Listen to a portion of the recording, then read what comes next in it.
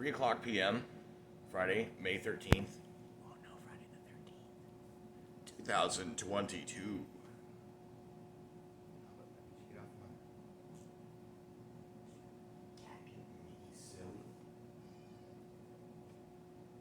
Princess has been making some weird noises. She just did something I can only describe as a gack when I tried to move her, and I've heard her literally chuffing at some of the other cats. So I'm gonna have to find out what that means. I don't know if that means that there's legit drama and not actual just like, cat play or what, but I'm pretty sure cats chuffing is a serious like, no, I'm about to kill you.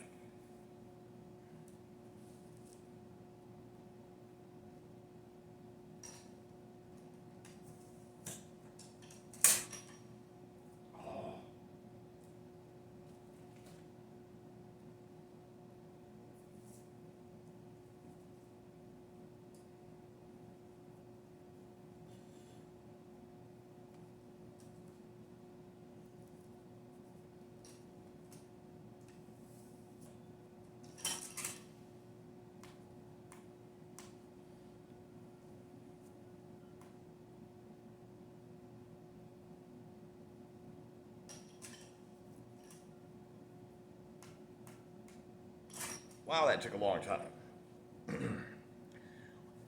What's that comment section? You can't hear me? Speak up. Better microphone. 5 years I've been making this channel. It's the same thing every time. What's that loud noise in the background? Oh, that's the air conditioning.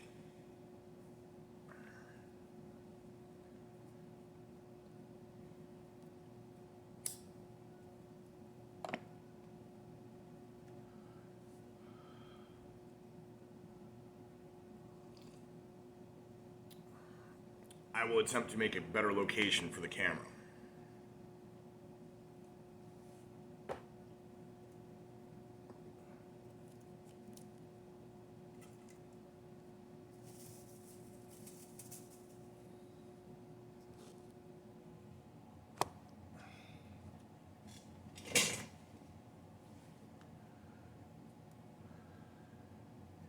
It's been a minute since I've done a video.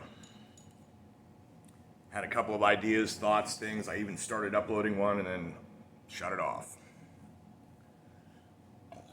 Excuse me.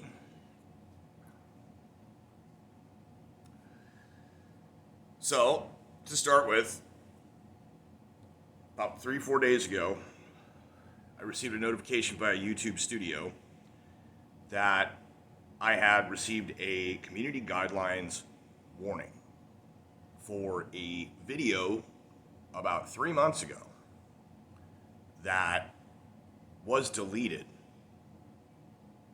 Not by me. I'm not like upset that the video's gone, like there's some crucial information on it. No, it was a hot take. It's okay.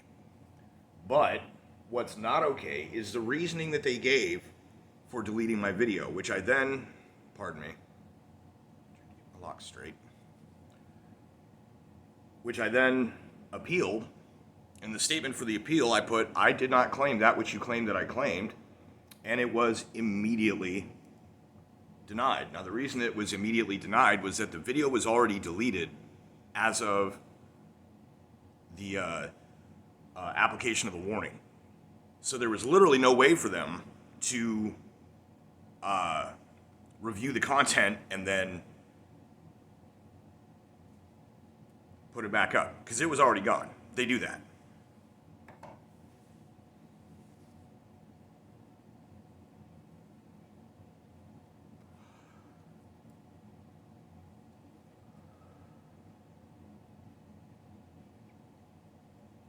The reasoning for that warning and the deletion of the video was misinformation. And a specific 2 types of claims that you are not allowed to make. You are simply, on this platform, not allowed to make those claims. And, as I'd stated in my appeal,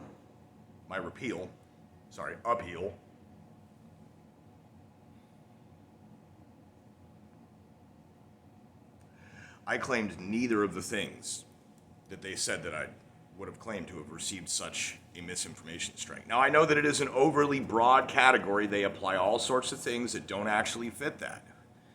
That's kind of my point. You either need to be able to provide citable, verifiable proof that something that somebody said is misinformation, especially if it does not fall specifically into these specific categories that you've got listed, these reasons. So that never happened because they don't do that. I would go so far as to say that the overseas content moderation team of independent contractors are operating out of the region of Kolkata, India, probably employed by the same companies that are calling people to scam them. And I'm not saying this to be racist, I'm saying this because there are small percentage, if you watch the Mark Rober, Trilogy Media, or what's his name, Jim Browning, sorry. If you watch their recent videos, the three of them put together each about a half-hour long video about a trip to India to directly harass and prank the scam call centers. Law enforcement is aware of them, both here in the U.S. through the FBI as well as in India. But the Indian authorities are easily bribed, and even if they were to take it seriously, what basically happens is these people who operate these scam call centers, and there's a point to this, have a small percentage of legitimate business that they perform as well, actual tech support, actual online services. And I would go so far as to say it is very likely that these companies are participating in the content moderation as well. And I'm not saying there's a connection. It's like, oh, well, they could tell that he was watching this, so therefore. I mean, it's possible content moderators are able to trace a person based on their comments, and they might see where my comments are at. But my guess is that they're probably some of that legitimate business that takes place at these call centers where the police arrive and their India's version of FBI arrives to investigate, and they say, oh, no, it's a call center. See, here, watch. These people right here, directly in front of you, the first row only, these people, watch them performing legitimate tech support, doing legitimate business. See, we are a legitimate business. And meanwhile, in the background, there's some guy melting down. No, do not cash in the gift card. Do not cash in the gift card. And the cops are like, well, nothing to see here, guys. Guess we'll leave. It's very possible that some of the legitimate business that is being conducted to mask the illegitimate business of places like that is things such as independently contracted YouTube content moderation. And things like sarcasm do not translate. When a person whose native language is Hindi or Punjab to translate to English and understand what they're saying, kind of thing, sarcasm does not transfer through. And I mean, really, that's the saving grace a lot of the time. But when they figure out that you're being sarcastic, then they continue to apply the guidelines. Not that they tell you what the guidelines are. The only way you can assess or deduce the guidelines is to continually get guideline strikes and watch other people's guideline strike issues too, and put all of the things together in lists of different types of things that you're not allowed to say or do.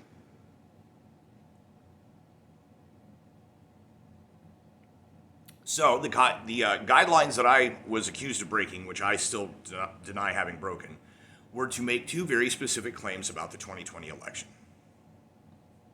One is that there was any kind of widespread voter fraud or election fraud, leading to a significant enough margin to affect the outcome, I believe is how they put it. I have not made such a claim. I have never made such a claim. The second thing, which kind of caught me off guard and was surprising, they made a catch-all category for this, and I didn't know about this, is it claims that glitches had anything to do with the outcome. And I don't think I've ever claimed that either. In fact, no, I have never claimed that. I've never once claimed that any accidents or glitches led to that, to the outcome that we all now must deal with. Now, what I have said is that they are very specific when they say widespread. They are very specific when they say widespread. I have never said that it was widespread. I have never said that. And there are documented instances in which there have been people caught doing the things that people have been accused of doing. There have been prosecutions. People have been imprisoned, convicted. And it was not widespread.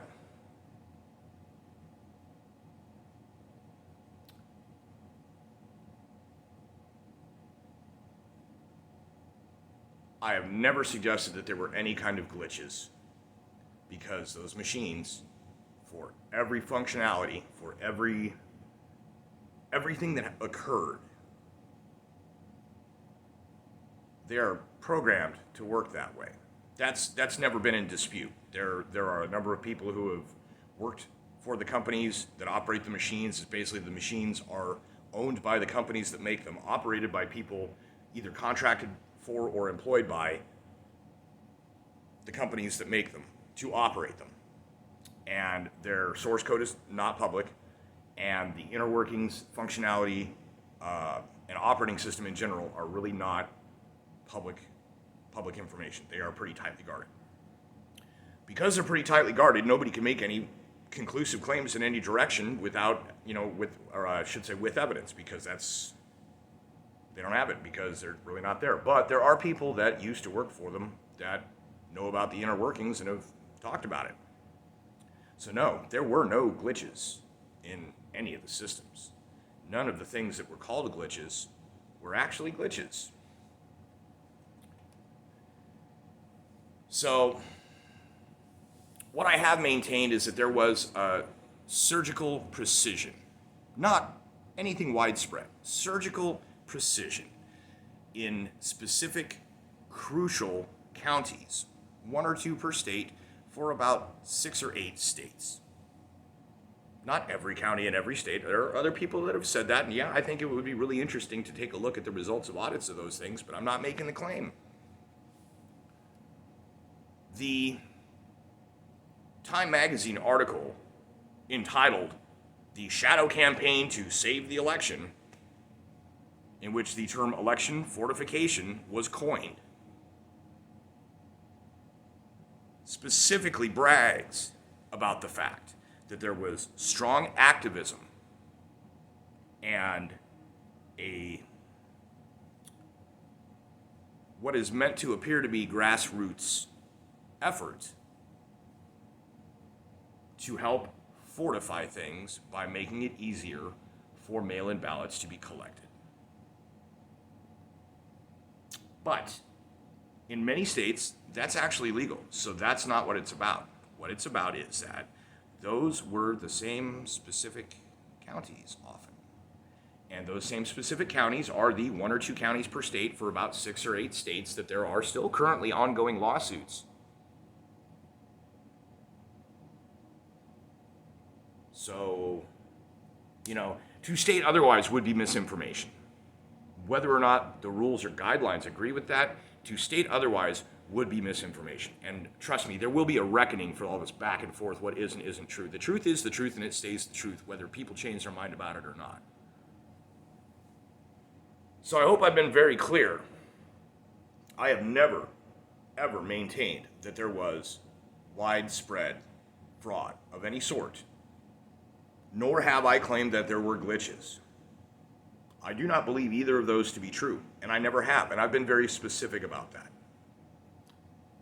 Now, if YouTube wants to make the guidelines that it is not allowable to question any government activity whatsoever under the guise of misinformation, then I suppose as a private platform they may do so. What they would be doing in doing so would be exposing themselves for what they really are, which a lot of us already know, which is to say, part of the process of control in cahoots with said government whose processes these platforms say you are not allowed to question or criticize. Now, does that sound like democracy? To not be able to voice criticism of the government? I thought the whole point was that we are moving toward a multicultural democracy here. The idea that everybody gets a say. But if you're constantly silencing critique, criticism, dissent, disagreement of any sort, then that's not a democracy. That's a dictatorship. That is authoritarian, totalitarian, in other words, fascist.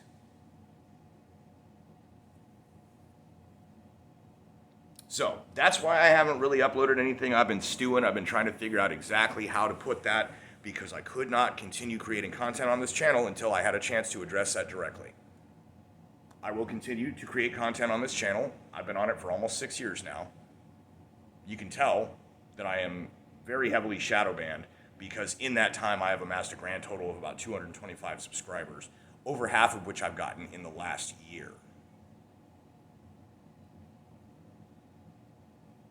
I've been doing this the same way, the same rate, for almost 6 years, just not allowed to be seen. It's the same way it was on Facebook and everything else. People told me that I was crazy, that there's no such thing. Now it's become known that all of these platforms do this. I gained a little bit of minor virality on a few shorts and a few other videos because they were shareable. It was a more grassroots thing for people to see. And it typically never, I think what my most viewed video at this point is a short that has been seen something like 4,500 times or something. So, free speech is still free speech. And off camera, outside of this, I can say whatever the fuck I goddamn well please. True or not. And guess what? I adhere to the truth. So off of this, outside of this, where you can't censor me, where you can't delete things, where you can't say, you're not allowed to say that, I say it. And the cool thing is, literally everyone around me, and I'm not just talking about work environment, I'm talking about any random situation in which there are other people that I probably most of the time don't even know, mention a couple of particular things and they say, yep, you're right. So the truth of the matter is, yeah, delete things, delete my account, whatever, dude. It sucks, it's a waste. I put a lot of effort into this, but I'm not the only person that has had that happen. I can move on to another platform, or I can just cease participating in the data collection information market, make it pretty much, uneconomic to try and track me, to have any data on me, because all you're going to get is the shit off to the side from other people's devices, because you won't be able to track off of me. And I thought the whole point was to make money off of tracking us. I mean, that's what's really going on. Control is like goal number 2. But it's the information, the data, the tracking, the profit based on that is in fact number 1. I think advertising is probably number 4. I have no idea what number 3 is. The point is, it is too late. Everyone already knows.